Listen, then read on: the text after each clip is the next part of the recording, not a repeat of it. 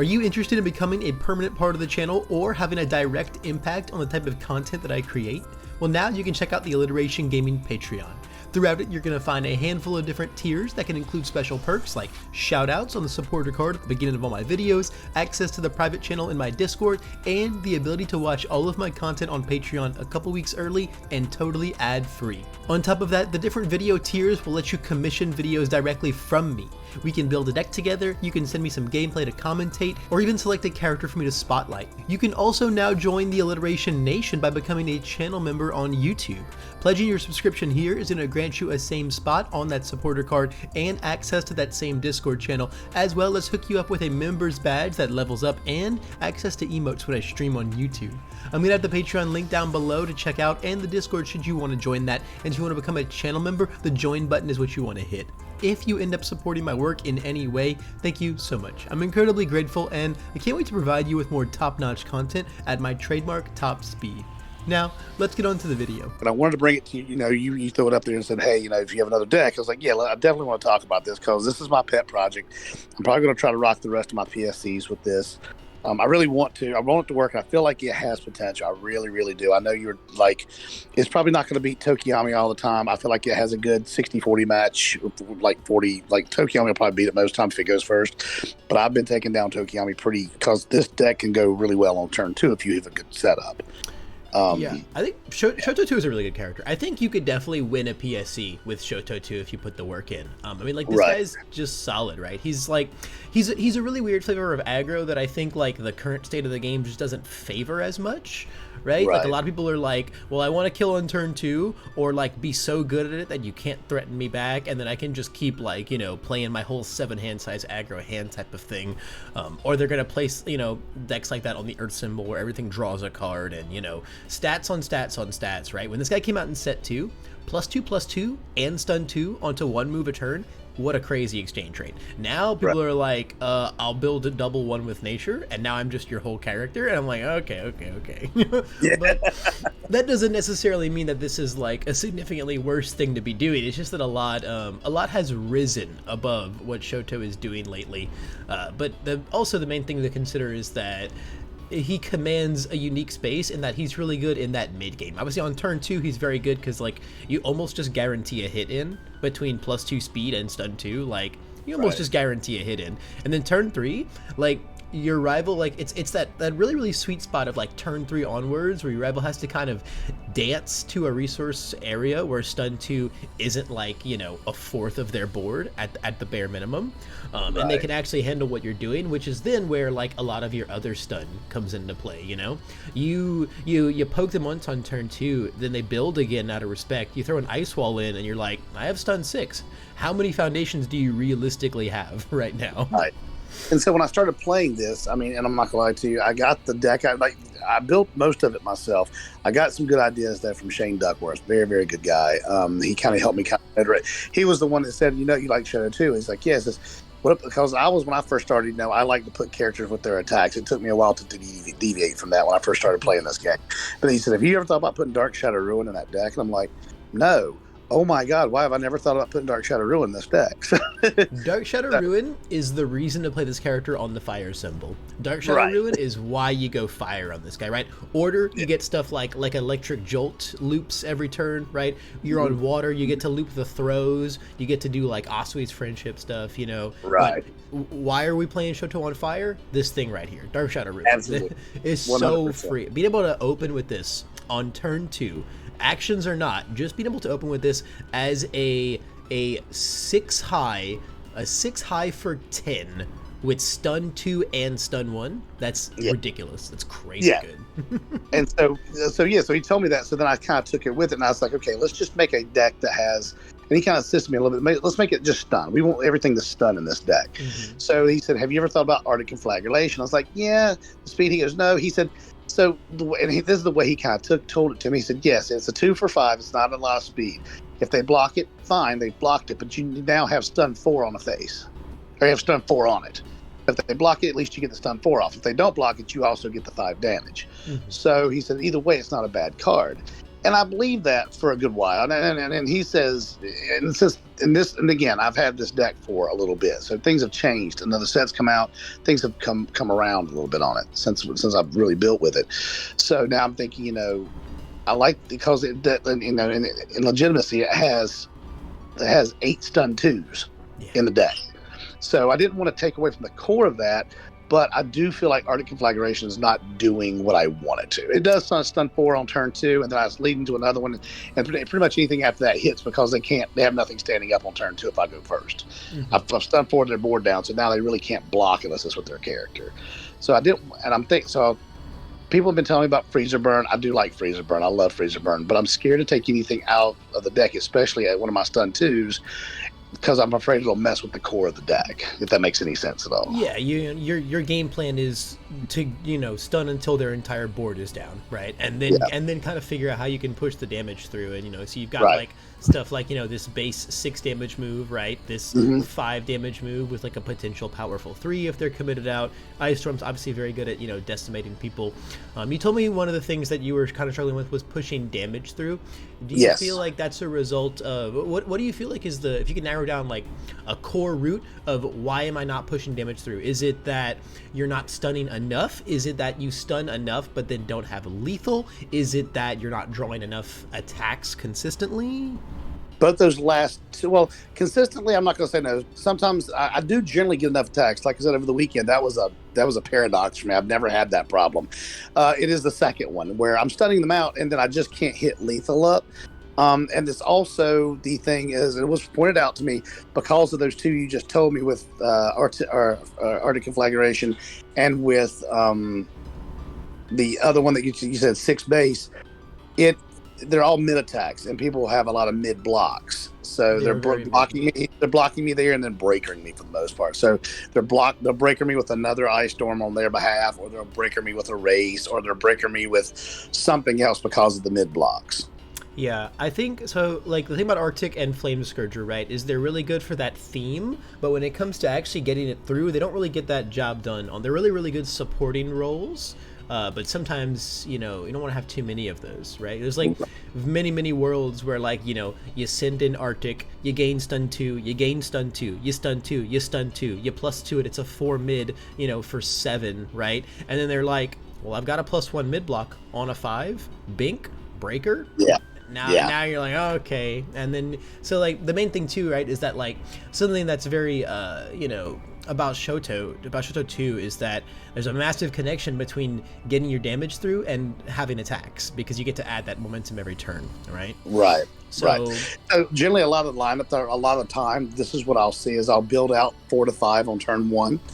If and then on my turn 2, I start off with Arctic Configuration, and then I'll lead in, and then I'll go into the other one. I keep forgetting the name of this card. Scourger? That one. Yeah, sure. Scourger. One? Yeah. Yeah, so what I'll do, and again, I spend the first couple turns poking, so I'll Arctic them, get them down, hit them with Scourger, I'll do the +2/+2 on the Scourger, and then I'll build out 2 foundations and keep moving until I get into a Dark Shadow Ruin, or an giant ice wall, or I'll get to one of my Sugar Rush power-ups, or something to push more damage through, I guess. Yeah. It's just continuous poke until I get a buildup of attacks that I can finish them off. Mm-hmm, mm-hmm. No, that makes sense. So as far as the attacks, I have a couple different options here, kind of depending on like where you want to take your package as a whole. Sure. I think some of the more niche ones I have here is like Twisting Azure and Prominence Burn. These cards are really, really crazy, but they're also very like build around cards. Because obviously you're going to need to find 1 more damage and or an action on Twisting Azure, and then Prominence Burn, you're going to be very reliant on having mostly Furies. So these are much more like if you feel like your package as a whole is just not working, these are some really sick build around cards. But if you want to stay more in the range of like not overhauling your lineup and just kind of refining it, I think that's where we'll kind of start looking at stuff like you said, Freezer Burn. Freezer Burn is incredibly good. I think that's where I want to go. I do like the deck as it is. I want to refine it a little bit more just so I can get that through. I did look at Prominence Burn one time. I don't have a lot of Furies, and I just think that 6 check is going to be. I'd have to almost build to get to that card. It's a build around, yeah. It's Yeah. a massive build around, because then like you don't really get to do Dark Shadow Ruin things. It can probably be like your only non-Fury in the deck, right? But then you can't go like Ruin into Prominence Burn because you can't remove it, and it would be a very like different world where you're trying to go all in on something like this. But as far as what you're doing right now, yeah, Freezer Burn is really good. Just as like, hey, I'm gonna throw this out there. This is my 6 low for 6 stun 2. It's a 3 diff because I'm going to ready one of my things, and then you just don't get to interact with it, right? It's just my 6 low for, it's my little, it's my tongue whip that you just don't get to interact with, right? I just, it just has a bit more of a ceiling on it. Once you start putting stuff like Sugar Rush damage on it, and Heroic Lineage damage on it, like the ability to put damage on Freezer Burn is something that not that many decks have, and the decks that can do it really should look to abuse it, because there's a lot of power in. It's basically a flash move, but not for you. You get to touch it. Your rival doesn't get to touch it whatsoever, or you're just going to cancel all of their best things. And you would probably take out Conflagration to put that in, correct? I think you'd probably pick between keeping one of these two in, between Arctic and Flame Scourger. I would try to take out Arctic because, again, I want to get away from that 2 speed on the Arctic. It does take away one of my stun 2s, but I do think Freezer Burn will give me more of a oomph. It does get the speed, it does get the damage, so I think it'll push through easier. Plus, like you said, it does have a negation on it as well. Yeah, I think the good way to look at it, right, is like a 2-speed move with stun 2 and a 4-speed move. Those are kind of the same thing, right? Numerically, those are the same thing. The difference lies in how you utilize them. Arctic being a 2-speed with stun 2, that then leads into, because like a stun 2 actually can mean plus 2 speed to your next one, your Dark Shadow Ruin, where it's big and massive, and their board is committed down. If they're not going to block either of these, then Arctic is better, right? But they are looking to block you. They are currently blocking us, and that is the problem. Correct. We need some more things that are going to be a bit more synergistic with our like poke play style, because like Shoto's favorite world that he lives in is where he gets to throw 1 attack a turn, put all his abilities on it, and then get it into momentum, have it for next turn, and then build. That is what like this character wants to do. Gotcha. The goal is not to have to play past that 1 attack if you absolutely can. And sometimes when this is just what you throw out at the beginning, that can be the world that you live in. Alternatively, in a very similar vein, and I'd also like to, this is probably the other card I'd like to see go the most in the deck, between these two, is a really good poke card. So I have Half Hot Ignition and Ignited Arrow here. So these are really annoying cards for different reasons, but with similar effects, right? Different cause, same type of effect. Half Hot has that guaranteed damage, meaning that it's always going to be able to come back around. Your character always has this 3rd line of text on it. Both players add 1 momentum. You always have that line of text when you get this card. The second you find it, you are never without at least 1 attack a turn. It's not the most impressive attack, right? It's if you use the Fire Enhance, it's a 3 mid for 6. It's also got a breaker 1, which is kind of nice, but most of that is incidental. On the other side of things, though, Ignited Arrow is so annoying in this character because they just have to give it to you, right? Like you have to block and give me that other attack, because if you let it hit, I've probably pumped it, right? So it's even more damage that I don't want to let go through. But then if you let it hit, well, cool, now it's in my momentum. You got to deal with it again next turn. Right, 100%. And my roommate he plays Tokyo. He made that suggestion to me too. And it's like I started looking at that along with Freezer Burn.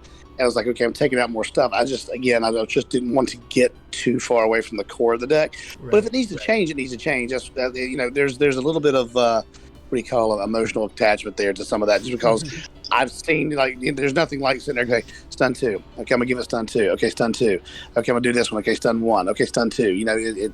If you start getting away from that, I don't want it to start to impede what I wanted the deck to begin with. And it's fine. And it's because, like you said, everything's still technically, my first attack or second attack can have stun 2 regardless. Exactly. So it's going to definitely do what it does. So I can see where that would come along. And the United Arrow is one I definitely have put aside on my little stack of cards over here. I'm like, yeah, this is something I should probably ask Levi about.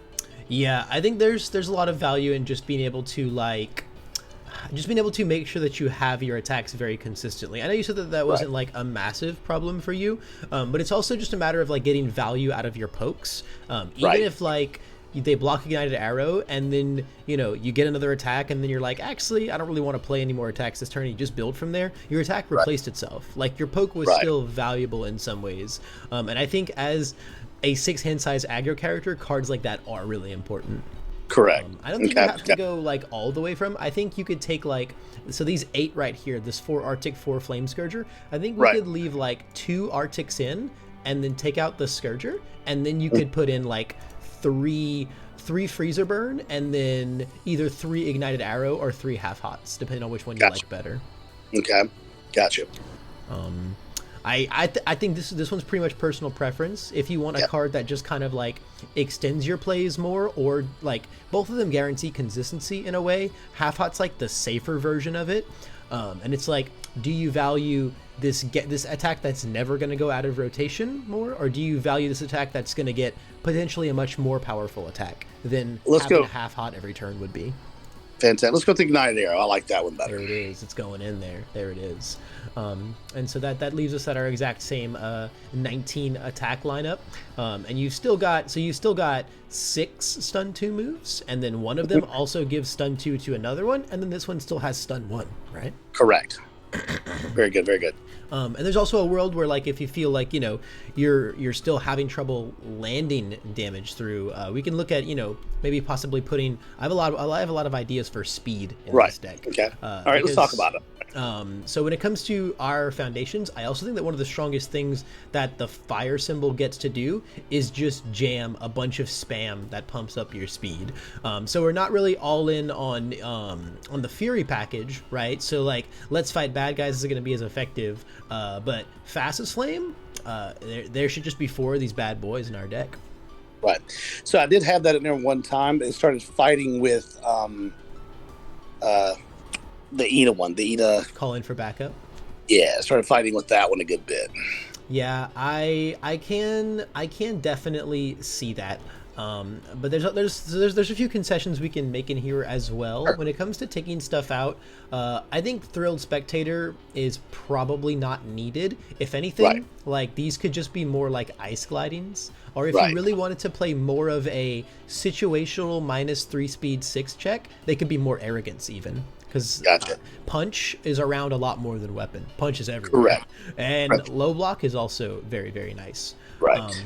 But I'm not super thrilled on these being in here. And then as far as making a stand being in here, we took 6 stun attacks out of our deck. So I'm not sure if I think this could be like a cool 2 of, because I think it's still really good for the momentum hate.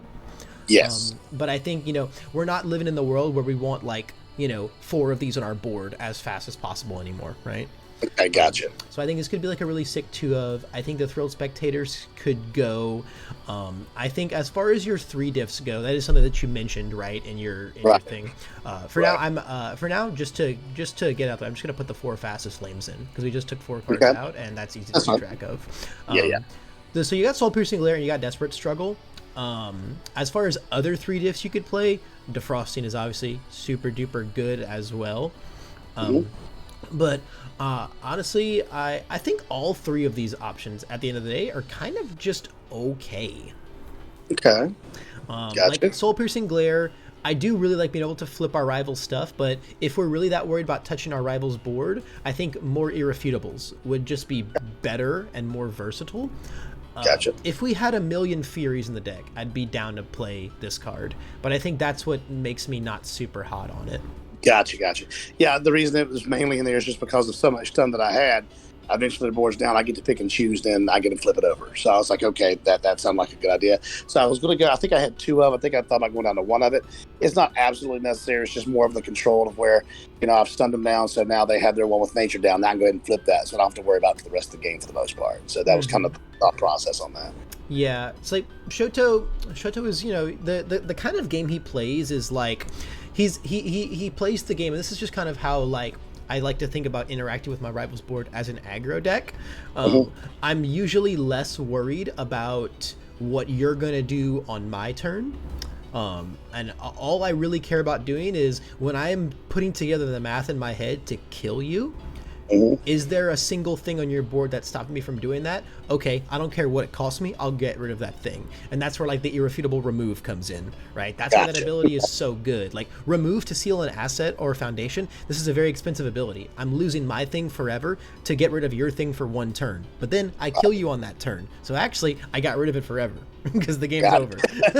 Right? So like soul piercing glare, soul piercing glare is more of like a, like you said, right, like oh I don't want to deal with that one with nature next turn. It's like, okay, well, if that's the hairpin, like those type of hairpin situations where you're down to make that resource exchange, that's where you're like, okay, I'll just get rid of irrefutable then, or I'll also just commit irrefutable because that seals one with nature. Gotcha, understood, 100%. All right. And also, as far as flipping our stuff goes, we got the almighty Season the Advantage. This card's dumb. This card's super very dumb. True. Very, very true. Not necessary. I understood. Got it. And then Desperate Struggle. Is there just like a bunch of big stuff at your locals? Because then this card makes so we have so there was a couple of things. Yeah, the locals around here, they're playing Eraser. And some are playing the Voids with where they're kicking up Recipro Burst up that high, or my roommate plays Tokiyami, obviously. So there's that.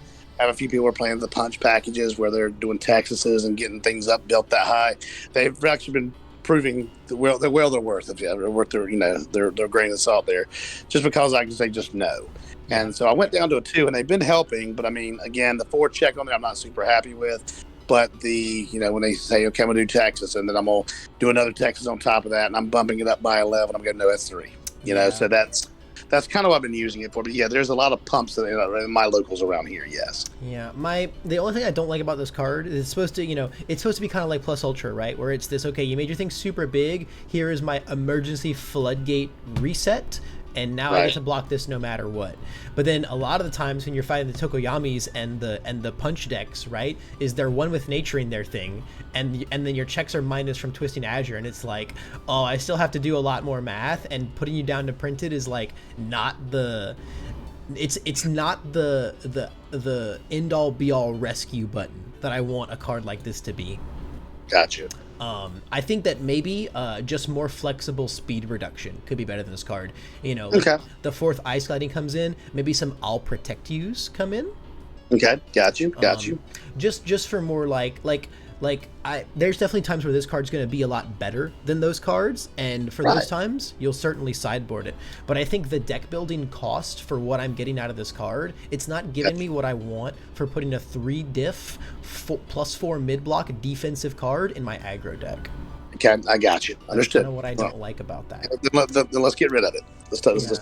So again, these are just, and also when I did put that in the deck, Ojiro was still a thing. Yeah. So in a world where Desperate Struggle and Piercing Glare would both exit, that would give us 4 things.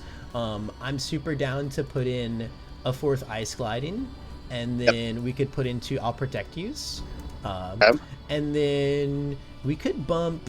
So actually, let's look at our actions right now, because I want to talk about this. I actually think that Seizing is better than Sugar Rush in your deck.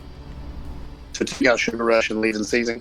I think I just want these 2 Sugar Rushes to become 4 Seasons, actually. Okay, gotcha. Because I think that if your issue is getting your attacks to stick, right, getting that damage through, I think Season's just always going to be better for you with that speed. The times where Sugar Rush is going to the Sugar Rush feels like it's a card that's only better than Seizing when you're already ahead. You know what I'm saying? Yeah. When you're like, I know that the stack is going to hit you. Okay, now I'll put 4 damage and 2 speed on it.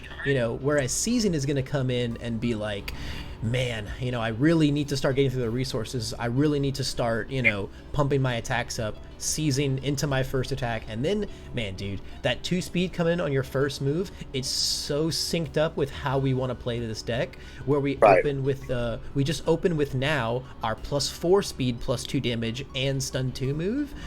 4 speed, stun 2 on any of our 3 4-speed moves that already also pump themselves. That's just not getting blocked on turn 1. It's just so good.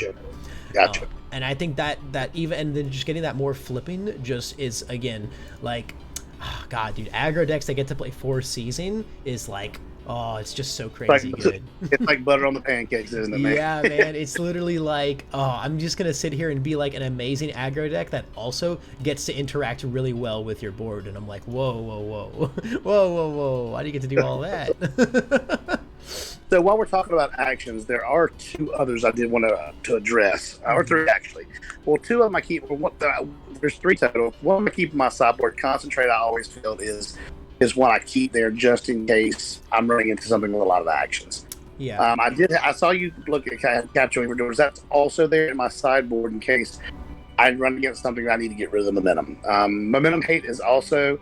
I know we talked about compressed before, but momentum hate in this deck also hurts. So I try to play cards to keep things from messing with my momentum or dropping my speed, or like over the weekend it came in clutch. I concentrated somebody's erase and it just stuck there. Yeah. So concentrating erase is really good. Concentrating showdown is also very good. Concentrating showdown can like save you from games. No, it's a fantastic sideboard card for sure. I don't want it to go anywhere from there. As far as evildoers go, if you're thinking about maining evildoers, I don't think it's a bad call. I think you could main like one or two maybe, just depending on like how heavy you want your action counts to be. I think this card's like season's just so versatile in what you want to do. Okay. But I do really like evildoers, just being able to go like, hey, I'm really behind, they've hit me, I haven't hit them yet. I'm gonna get rid of theirs, get mine, and then pick up mine, and that's like a super duper value play. Also, this card's just in general really good against, like the Giros of the world, the Gravlifts and the Jolts, all that stuff that you don't want to end up in momentum. You don't want to get sound waves. If there's a lot of Giros in your locals, like if you walk into your PSC and you're like, oh my god, everyone's busting out the sweaty Giro deck today. Yeah, right. Throw two of these into the main board and be super chill. You want to main deck one? I think that'd be sick. Gotcha. So the other two actions I was going to ask about while we're here on them. What are your thoughts on also adding either Cremation or Evil Gaze? Evil Gaze I don't like just because of how everywhere Chivalrous Competitor still is. I know that seems like an edge case thing to be like, you don't like Evil Gaze just because this one card, but man, this one card is a 4x spam that's super easy to build in like two of the best symbols in the game. It's actually just really rare that in a competitive environment, your rival's not going to have Chivalrous on board quite a lot, and Evil Gaze just feels so awful against that card. So bad. Cremation, though, I could be into. If you're just like, man, I really need more speed. Like, if you feel like 4 Season the Advantage is not enough speed-related blue cards in your deck, yeah, throw a Cremation or 2 in here. Okay, that's just what I was thought.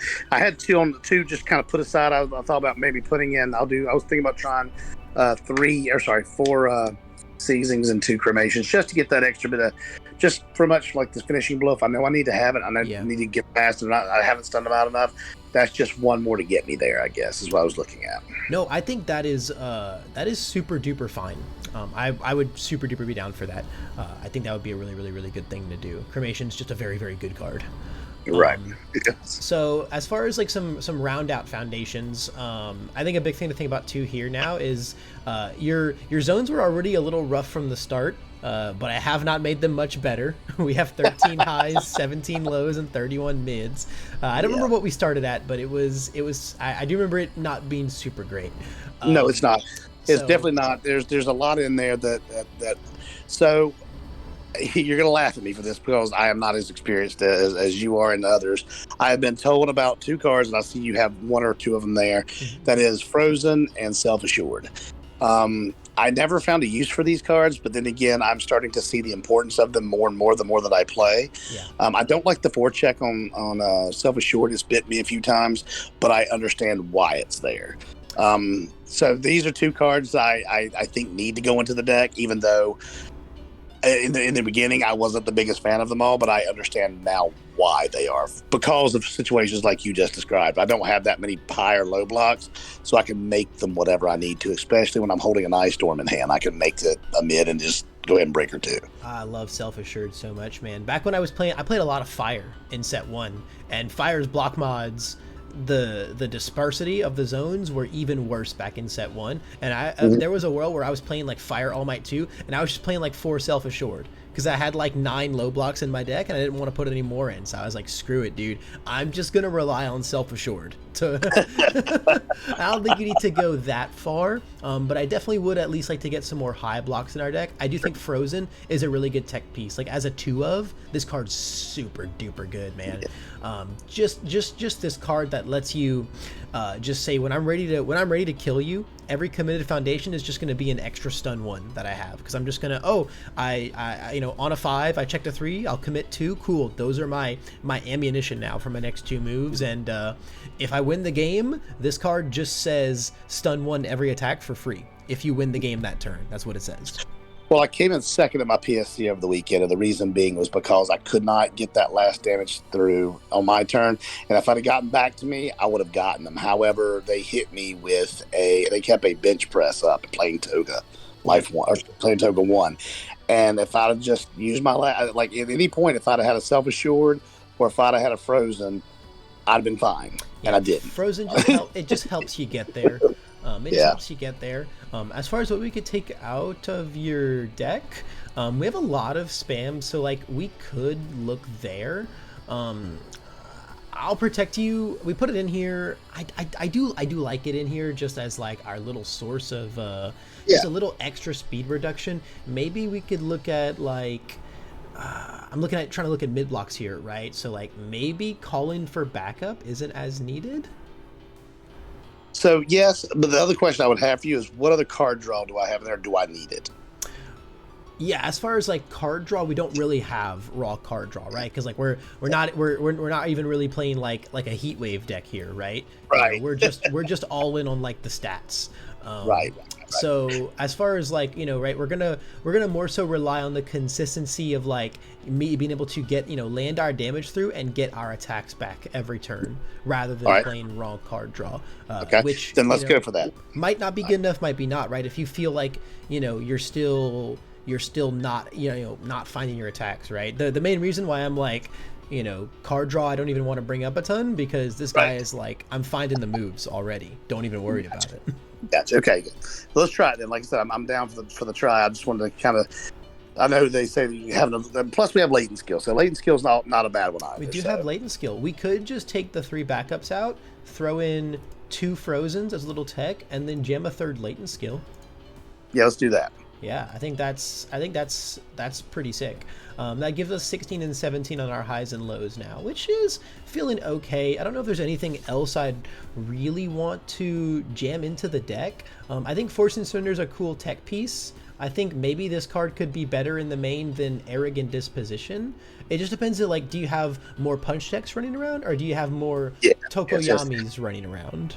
Well, no, we know between All Mights, between other people playing Eraser Alls, between, you know, my build. Toga Life decks playing Funny Punches or whatever. Things are, you know, and then just this all day, every day, then for sure. Yeah. So yeah, I did put 2 other latent skills. I put 2 other of that aggressive disposition. I put 2 of those in my sideboard just in case. I had 2 in the main deck, I think, and I put 2 on the sideboard. So I could have went on 4 on that one, but because we do need the low block, I thought, and the 6 check is never bad. But I mean, it kind of depends. To me, it's kind of interchangeable for whatever you think there. No, I think it's super fine. If you're getting punched a lot at locals, this is fine in the main board. Force and Surrender is just something I would consider sideboard wise. It is really good 100%. Against. It is really good against the Tokoyamis of the world. Of course, it's on the art, right? But it's also really good against some of the stuff coming up, like the Staff Strike Jiro decks that are running around. It's really good against them. I don't think we have any combos, so we don't actually get to use the response ever, which makes me a little sad. But it's still worthy keeping in there. As far as other sideboard stuff, More Evildoers is very good. Concentrates are very good. Drowning is okay, but I think there's kind of better things that you can be doing. And that was when I was going to bring up to you, because at first, again, putting things in the card, grabbing out of your, I think is that the one that you grab out of your discard pile? Yeah, when they get things from their discard pile. Right. So, like I said, we have a lot of things like, you know, with what was it? There's a couple things just grabbing things out of discard pile, but the other thing is I've been missing out on the stun attack gets -2 or +2 damage. Yeah, and things like the punch attacks, playing the back alley haymakers, grabbing the thing out. So I actually was contemplating mainboarding too. But if you think it's not worth it all, then that should be fine. But I figured like if I need to get the extra damage through the +2 or if I get hit with like a stun attack, I can -2 because it works while it's committed. I thought that was a good one, but I still love to hear your thoughts on it. Yeah, it could be better than like maybe making a stand. It just depends, like how are you trying to hate on your rival, right? Are you more interested in like their momentum? Are you taking that away? Are you more interested in like, you know, punishing them for a lot of their plays, right? Because like, yeah, dude, there's tons of things that activate this, man. Back alley haymaker, quick creation, specialized sound waves. There's a lot of things that mess around with the discard pile. And sometimes when they do that, it is just like a free sticky balls, and that's really good as a 2-diff. 2/5 with a 2 high block. That is super fine. I don't know if it makes the cut inside of our main deck. I think the only thing it could maybe compete with is the making a stand. I feel like everything else here is super important. Like these are our only playable zeros. I really like this, especially with how punch heavy your locals is. This is our best speed reduction. This is our best speed pump. This helps us chain our moves. It's our only way we have to reduce difficulty. This is really nice speed reduction. This finds our kill cards. This gets us there. This is just a nice little bit of board control. You know, lineage is too good, right? Lineage is absolutely, man. But, yeah, I think you played about making a stand, but that's probably the only thing I would consider. Well, right now I get a lot of use out of making a stand because, like, if I need to hit them and they've already hit me, I get rid of theirs and draw mine. Yep. So I don't give them anything and I take mine back. So I like making the stand better than I like drowning. Yeah, I agree with that. I think I would consider something like this for your sideboard. Maybe some smaller numbers of some of these. Maybe you could also bring in the other arrogance, like you said. I also think that at least one more irrefutable in the sideboard. When you're against these 3 symbols, man, this card's just too good. It's like not fair. It's like not fair. Absolutely. I agree with that 100%. Yeah, and then the promo foundation that we took out the 3-diff, the desperate struggle. I would consider that for the sideboard as well. On top of these 4 things, is a nice little flurry of things for you to think about. Hell, maybe even more making a stands if you're like just really over your rival having momentum. If you're just like straight up over it, bro, full send. Right. So the other thing I want to ask you real quick is about the deck size. I thought about keeping it around 65 or less. Where are we at right now? So we got 61 with 19 attacks, which is just fine. Some people would tell you to play even more attacks in a 61 card Shoto 2 deck. He's a very aggressive character. I mean, if you said you're drawing your attacks fine with 19 and 61 before, now we've also put another latent skill and more ignited arrows in the deck, I think you're gonna draw your attacks perfectly fine. But I could see a world where you maybe cut like 2 or 3 foundations if you wanted to keep playing 19 attacks, or if you wanted to add in a few cards and go somewhere around 65. Your deck's not super reliant on drawing specific cards, so I think that's okay. If you were like, man, I just really want these cards in my deck. Gotcha. But I don't know if we've really identified anything we feel that strongly about. Gotcha. I think there's like a few things that would be like nice to have here, but overall, I think we're just chill. Really, the only thing that worries me a bit going out of this is the block zone distribution. We've just got so many mids, but that's also just kind of how the fire symbol goes. You're okay with half blocking. Your games aren't going to go terribly, terribly long. Also, we cannot underestimate the defense that we get just out of having Breaker 2 and Breaker 1 and Breaker 1 all over this deck. Right. We 100%. Actually have 4 Breaker 2s and 7 Breaker 1s, and one of them is an off-zone Breaker 1. That's beautiful, isn't it? See? Fantastic, man.